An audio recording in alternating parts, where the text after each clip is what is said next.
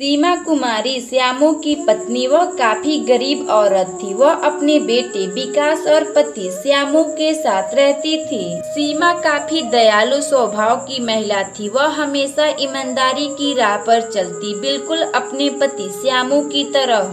श्यामू एक गरीब किसान था। वह अपने खेत में इस साल बैगन का सब्जी बोया हुआ था। इसी तरह दिन बीत रहे थे। श्यामू की पत्नी सीमा अपने गांव में सबकी मदद किया करती थी। एक दिन की बात है, एक फूलमती नाम की महिला सीमा के घर आती है। सीमा बहन, मुझे कुछ चीनी दे दो। मेरे घर का सारा चीनी खत्म हो गया है क्योंकि आज मेरे घर मेहमान आने वाले हैं। सीमा फिर अपने किचन में से फूलमती को चीनी लाकर दे देती है। सीमा हमेशा अपने घर से कुछ न कुछ दिया करती थी क्योंकि वह उस गांव की सबसे नेक दिल और दयालु औरत थी। एक दिन उसके बगल की सरिता भाभी उसके घर आती हैं।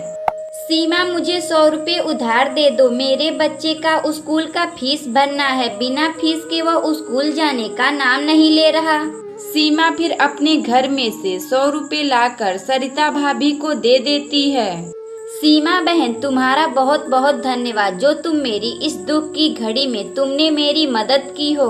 बिना इन 100 रुपये की वजह से मेरा बेटा आज स्कूल जाने का नाम नहीं ले रहा था। अब इस 100 रुपये से वह अपना फीस भर देगा।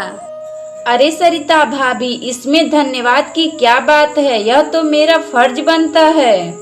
सीमा की गांव की औरतें जब कभी मोहल्ले में बातें करती तो वह सीमा के बारे में सोचती।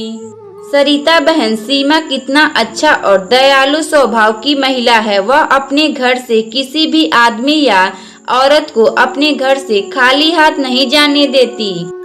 हाँ फूलमती बहन, सीमा बहुत दयालु औरत है। वह अपने गांव का कितना भला सोचती, हमेशा अपने घर से कुछ न कुछ किसी को दिया करती। हाँ बहन, सीमा के अंदर भी श्यामू वाले स्वभाव हैं। जैसे श्यामू सबका मदद करता वैसे भी सीमा सबका मदद करती। श्यामू और सीमा के दयालुतापन पूरे गांव में फेमस हो चुके थे।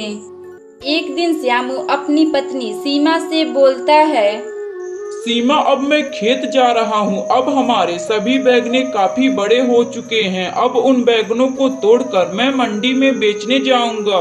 तुम विकास का ख्याल रखना और अपना भी, उसे कहीं घूमने मत जाने देना। आप अब चिंता ना कीजिए, आप खेत में जाइए, मैं विकास का ख्याल रख लूंगी। फिर श्यामू अपने खेत की ओर जाने लगता है। श्यामू अपने खेतों में सभी बैगनों को देखकर बड़ा ही खुश था, लेकिन श्यामू के खेत में अभी बैगन काफी छोटे थे। अरे यह तो बैगन काफी छोटे हैं। ऐसा करता हूँ कि मैं 2 दिन बाद आता हूँ, तब तक मेरा बैगन काफी बड़ा हो चुका होगा। फिर श्यामू अपने खेतों से सीधा अपने घर आता है। तभी श्यामू की पत्नी सीमा श्यामू से बोलती है, क्या हुआ जी, आप आज मंडी में बैगनों को बेचने नहीं गए? नहीं सीमा, हमारे बैगन अभी काफी इस समय छोटे हैं। मैं उन बैगनों को 2 दिन बाद तोड़कर मंडी में बेचने जाऊंगा।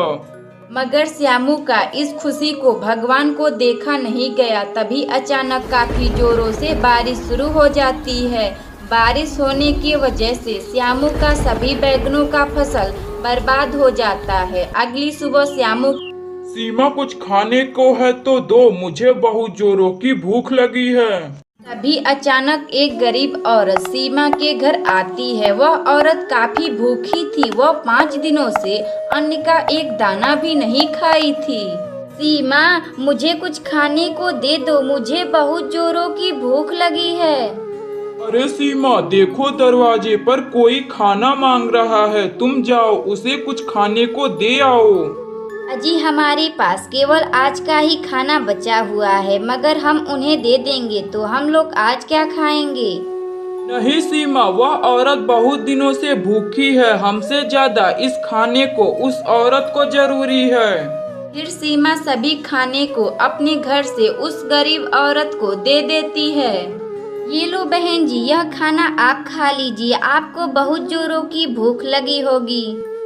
वह गरीब औरत सीमा का दिया हुआ खाना खाकर सीमा से बोलती है, सीमा, तुम्हें काफी जोरों की भूख लगी होगी ना। तुम्हारे घर आज का ही खाना था जो तुम आज मुझे खाने को दे दी हो। अरे हाँ, मगर यह आपको कैसे पता?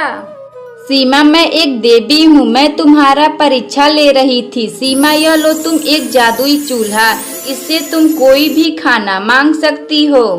बस तुम अपने खाना बनाने वाले बर्तन को इस पर रखना, खाने वाले चीज को सोचना, यह तुम्हें वही ही खाना बना कर दे देगा।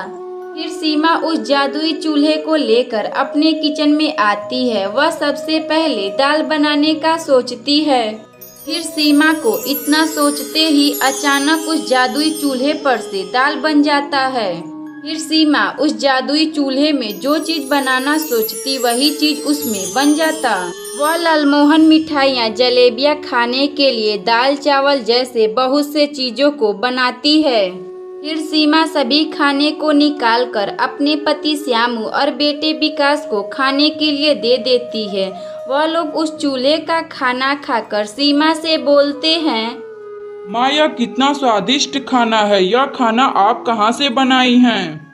फिर सीमा वह सभी बातों को बताती है जो उस औरत ने उसे यह जादुई चूल्हा देकर गई है। इसी तरह सीमा बहुत से चीजों को बनाती और ज्यादा हो जाने की वजह से वह कुछ गरीबों को खाने को दे आती। इसी तरह श्यामू का पूरा परिवार खुशी खुशी रहने लगा। अगर आपको यह कहानी अच्छी लगे तो वीडियो को लाइक करें और चैनल को सब्सक्राइब करें और बेल आइकन को दबाना ना भूलें।